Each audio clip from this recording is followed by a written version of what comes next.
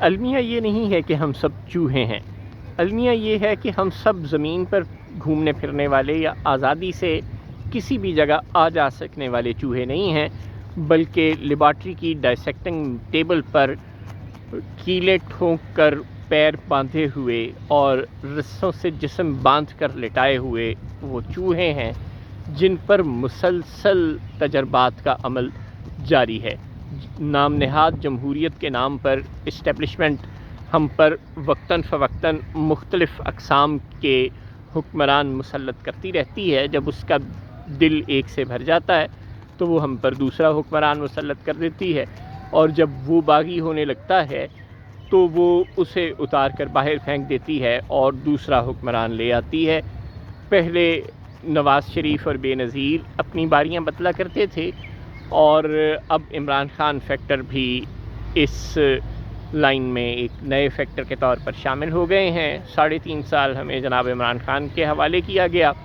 اور جب مہنگائی بڑھ گئی اور ملک میں گورننس کے مسائل بڑھ گئے تو مہنگائی اور گورننس کے مسائل کم کرنے کے لیے تجربہ کار شہباز شریف صاحب کو میدان میں لایا گیا۔ اس تجربہ کار کھلاڑی نے مہنگائی کو 2 یا 3 گنا بڑھا دیا، اور ملک میں گورننس کے اور دیگر تمام مسائل کو بھی کئی گنا بڑھا دیا۔ ملک میں انارکی اور طوائف الملوکی کو کئی گنا بڑھا دیا، لا اینڈ آرڈر کی سچویشن کو خراب کر دیا، اور حکومت کے پاس، شہباز حکومت کے پاس ہر مسئلے کا صرف ایک ہی حل ہے کہ جو بولے اس کو پکڑ کر اندر کر دو، جو ٹی وی چینل بولے، جو اخبار بولے اس کو چپ کروا دو، جو صحافی بولے اسے اٹھا کر غائب کر دو، جو بیوروکریٹ ان کی بات نہ مانے اسے اٹھا کر غائب کر دو،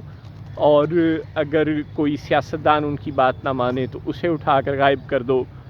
اور جو پولیس کے قابو میں نہ آئے اسے سیم پیج والوں کے حوالے کروا کے قابو کروا لو۔ مگر زور زبردستی ہی شہباز حکومت نے اپنے 15-16 ماہ میں حکومت کا نظام چلایا۔ ایک دن بھی وہ اپنی رٹ کو اپنی سیاسی قوت کے ذریعے سے، یعنی مذاکرات کی قوت کے ذریعے سے، یعنی افہام و تفہیم کے کلچر کو فروغ دے کر وہ ایک دن بھی اس ملک پر حکومت کرتے ہوئے ہمیں نظر نہیں آئے۔ انہوں نے مستقل زور زبردستی ہی کو اپنی پالیسی بنائے رکھا، نتیجتاً ان کی تمام توجہ تو اپنے مخالفین کو قابو کرنے پر لگی رہی، چاہے وہ بیوروکریٹ تھے، چاہے وہ سیاستدان تھے، چاہے وہ صحافی تھے، یا چاہے وہ بزنس مین تھے۔ لہٰذا ملک میں مہنگائی بڑھتی رہی اور عوام کی حالت مزید سے مزید خراب ہوتی گئی، مگر چونکہ وہ سیم پیج پر تھے لہٰذا انہیں کوئی تکلیف نہیں ہوئی۔ اور اب جب وہ جا رہے ہیں تو اگلے وزیر اعظم کے طور پر بلاول بھٹو مبینہ طور پر ہم پر مسلط ہونے والے ہیں۔ اب یہ سیکھیں گے جس طرح پہلے عمران خان صاحب نے سیکھا، جب انہیں کچھ سمجھ آنے لگی، جب وہ کچھ معاملات بہتر کرنے لگے تو ان کی چھٹی کروا دی گئی۔ شہباز شریف صاحب نے 15 ماہ حکومت کی، عین آخری چند دنوں میں جب ان کی حکومت جانے میں محض چند ہفتے باقی تھے تو وہ آئی ایم ایف سے تعلقات بحال کرنے میں اور آئی ایم ایف پروگرام لینے میں کامیاب ہوئے،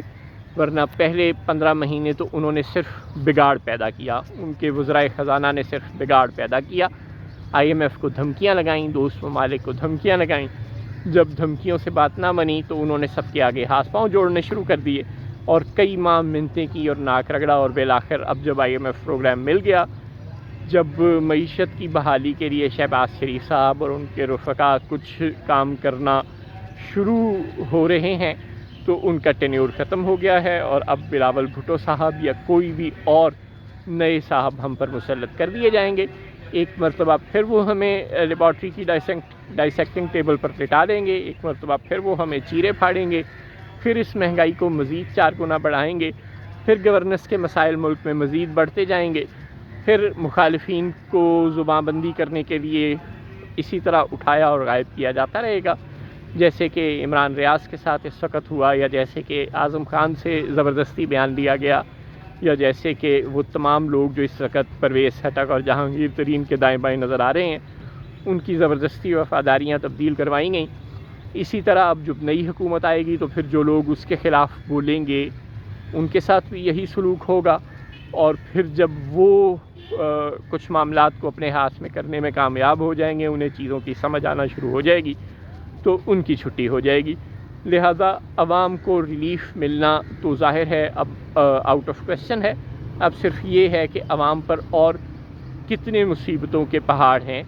جو سیم پیج والے سیاستدان اور اسٹیبلشمنٹ مل کر ہم پر توڑتے چلے جائیں گے. السلام علیکم.